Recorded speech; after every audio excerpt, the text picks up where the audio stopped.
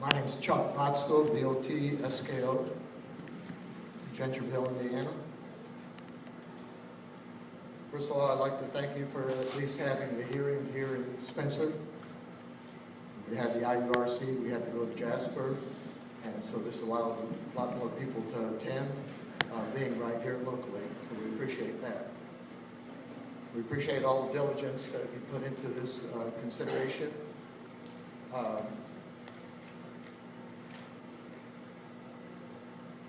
As reported in the Spencer County Leader, somebody mentioned papers earlier, in January 17th of last week, IDEM's most recent toxic release inventory came out. From the 2010 data, not data that they make up, but data that the companies provide IDEM on the amount of release, toxic release material that comes from those locations. On-site releases of toxic materials in the air, water, and land in Indiana, according to your report, increased 18% this previous year, meaning 2010. There was an increase of 16% in the release of carcinogens throughout the state. 21% increase of persistent bioaccumulative toxics, abbreviated PBT. Those are chemicals that build up in the environment over time.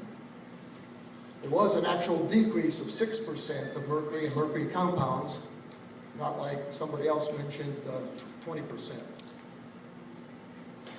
In this latest report, Spencer County comes in second behind Lake County. In the 2009 report, Spencer County was in first. So IDEM must have approved something in Lake County that pushed them back up to first place.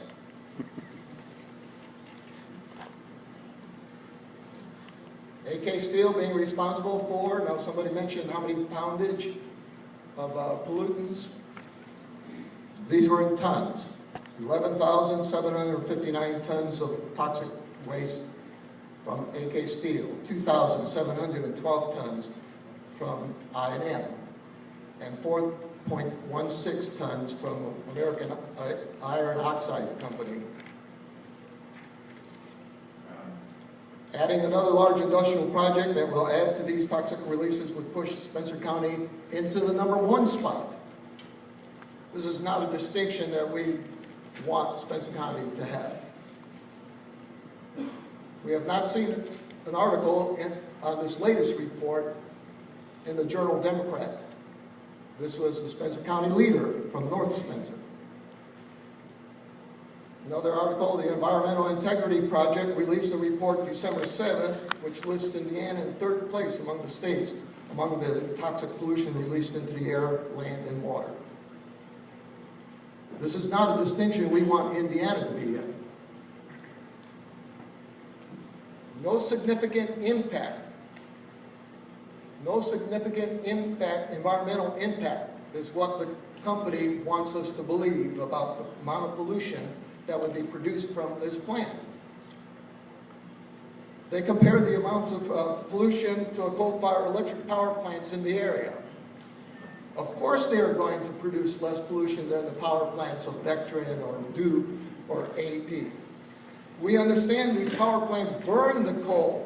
This facility is proposed to chemically change the coal. But that doesn't mean that there's not going to be pollution produced. Indiana Gasification's own data sent in a letter to citizens in the proposed area last year, and which was submitted to IDEM and the EPA for their air pollution permit, shows these levels of emissions coming from the plant. This is Indiana Gasification's information. And these are measured in tons also. Nitrogen oxides, 126 tons per year. That's a poisonous reddish-brown gas. Carbon monoxide, 634 tons per year. A colorless, odorless gas, highly poisonous. Volatile organic compounds, VOC, 16 tons per year. Sulfur dioxide, less than 100 tons per year. Particulate matter under 10 microns in diameter, 72 tons per year. Hazardous air pollutants, HAPs, 10 tons per year. That's the insignificant amount of pollution that the Indiana Gasification wants us to believe they're going to be putting out. Are we going to take them to their word? Sounds like a lot to me. Adding these amounts to the air we have already will significantly impact the environment of the surrounding area. Then there's the transportation of the projected 12,600 tons of coal per day. That's almost 3.5 million tons of coal per year. That coal is to be brought in by rail and barge. What effect will that have on the communities and areas the trains and barges move through? Indiana Gasification claims that the captured carbon dioxide will be transported south through a proposed pipeline. In one meeting, they said that there was a contract made. Recently, they're still in discussions with Denbury.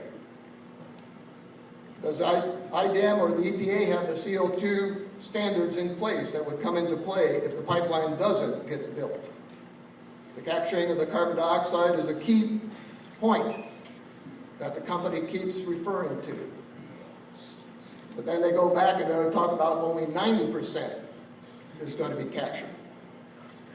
Why is this project being placed here when this county and the area already are ranked number 2 in the amount of toxic pollution produced? What about the cumulative effect of all the pollution that's produced in our tri-state area? Could it be that because we already are ranked so high that some more pollution here would be better than building it in a location that doesn't have any? After all, Spencer County has a population of less than 21,000 people. Some may have thought that it would be easier to get the project like this built without opposition. Get a few local leaders in favor of it, it could be a done deal. On that note, those persons who hold official positions and who may personally benefit from the plant coming in should abstain from comments. Is IDEM really looking out for the citizens of Indiana or our environment? Or is IDEM ready to approve another permit request from another industry? When was the last time that IDEM denied a permit request or modified one?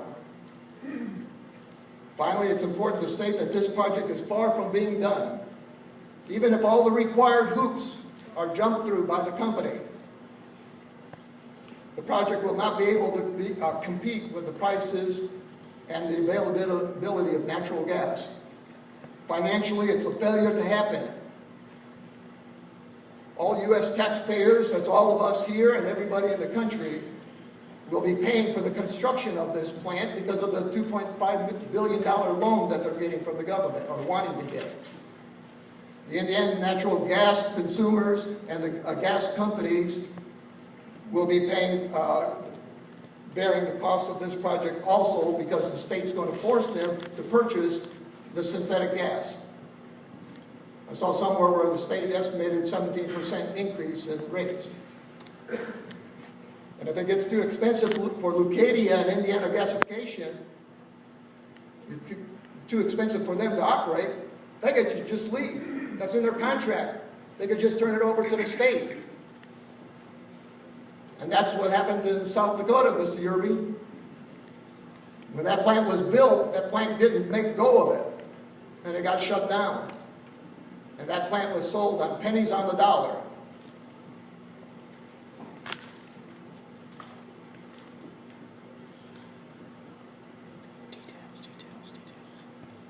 If the company walks away from it, there's no penalties against them.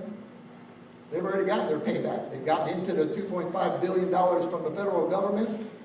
They've got something built here. It may be the top of the line, but why here? Why here with what we have here already? While Rockport businesses leave or go out of business because of citizens leaving the area, who really wants to live in a town that is bordered by industrial plants? The northern part of Spencer County, where my wife and I live, Let's focus on being a vacation and tourist destination with our natural and rural attributes. Historically, as a childhood home of Abraham Lincoln and his family, a national park as well as adjoining state park, and recreationally with Holiday World and Splash and Safari in Santa Claus, Indiana, what thoughts will visitors have coming south across the beautifully designed 231 bridge when they come through and see the southern part of the county industrialized? Will they be coming back? What will they live? Will they want to live near these facilities or a county that has them? And as I said, this plant isn't finished. It's not a done deal. The Department of Energy hasn't completed their environmental impact statement. If that impact statement gets added to the pipeline route, it's going to be years. And some of those people that are in office now are not going to be in office at that time. Mr. Botsko, you're out. Thank you very much.